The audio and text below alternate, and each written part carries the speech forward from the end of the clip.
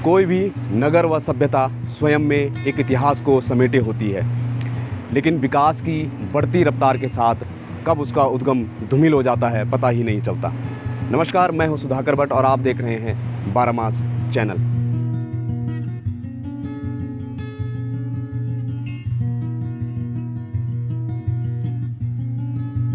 आज मैं बात कर रहा हूं एक नगर व सभ्यता की जो शून्य जनसंख्या वाले चवासेरा से कैसे प्रसिद्ध घनसाली बाजार बन गया। लगभग 2 किलोमीटर के दायरे में फैले नगर पंचायत घनसाली भी स्वयं में एक इतिहास समेटे बैठा है। 19वीं सदी का वो दौर जब कुमाऊं व पौड़ी गढ़वाल पर अंग्रेज़ों का आधिपत्य था, तो वहीं टिहरी रियासत राजा के अधीन हुआ करती थी। उस समय उत्तराखंड में लकड़ी का व्यापार प्रमुखता से हुआ करता था और समूचे उत्तराखंड में इस व्यापार पर 3 परिवारों का वर्चस्व था। पौड़ी में बीसी खंडूड़ी जी के पूर्वज राधा कृष्ण घनानंद खंडूड़ी जी का, कुमाऊं में देव सिंह दान सिंह बंधु व टिहरी रियासत में हरिनंद सुरीरा जी भिलंग पट्टी में स्थित सीमांत गांव गंगी से ऋषिकेश लकड़ी पहुंचाते थे।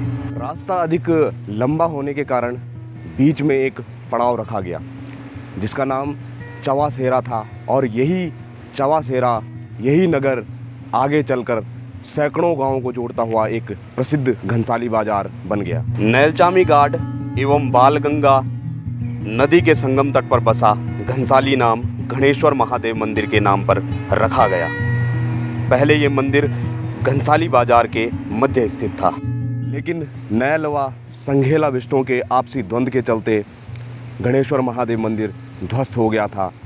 लेकिन कालांतर में गणेश्वर महादेव मंदिर को नगर से सटे बहेड़ा गांव में पुनः स्थापित किया गया।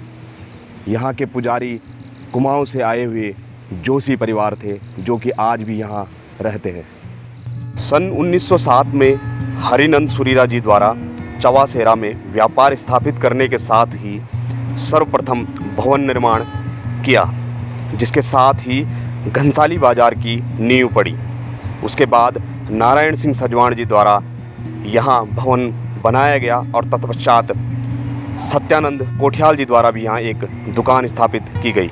देखते ही देखते यहाँ विकास का पहिया चल पड़ा और एक पड़ाव मात्र चवासेरा कैसे खच्चर मालिकों का डेरा और कोटी फैगुल भिलंग नैलचामी 11 गांव हिंदवा आदि पट्टियों का मुख्य बाजार बन गया। और उसी दौरान पौड़ी के गिरगांव निवासी व तत्कालीन राजशाही में डिप्टी रहे नौटियाल जी द्वारा नगर के दक्षिण में गिरगांव नामक गांव बसाया गया, जो कि आगे चलकर डिप्टियाना नाम से जाना जाने लगा।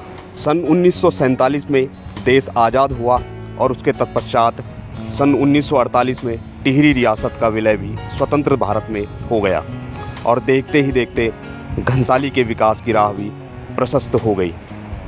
सन 1953 में गांधी जी की शिष्या मीरा बहन के आग्रह पर नेहरू जी द्वारा भिलंगना प्रोजेक्ट को परीक्षण के तौर पर शुरू किया और इसी के साथ भिलंगना ब्लॉक की नींव पड़ी।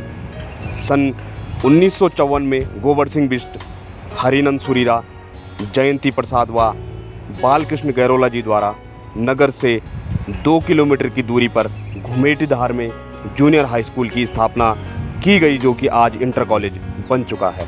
वक्त के साथ साथ यह नगर विकास पथ पर अग्रसर होता रहा और देखते ही देखते सैकड़ों गांवों का मुख्य बाजार बन गया।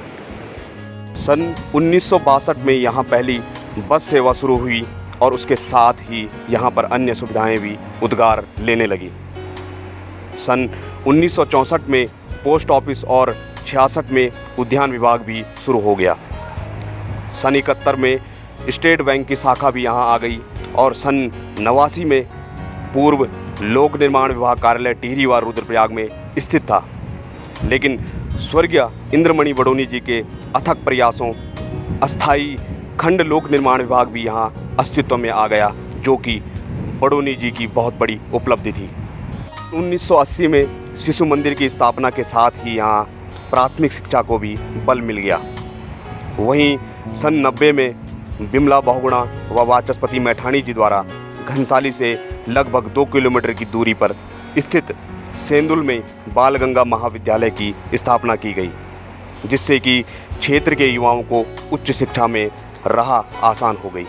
उत्तराखंड स्थापना के बाद हुए परिसीमन में घनसाली शहर घनसाली विधानसभा बन गया और आज सैकड़ों गांवों का राजनीतिक व प्रशासनिक सेवाओं का केंद्र बन चुका है और नगर पंचायत के रूप में प्रगति पथ पर गतिमान है।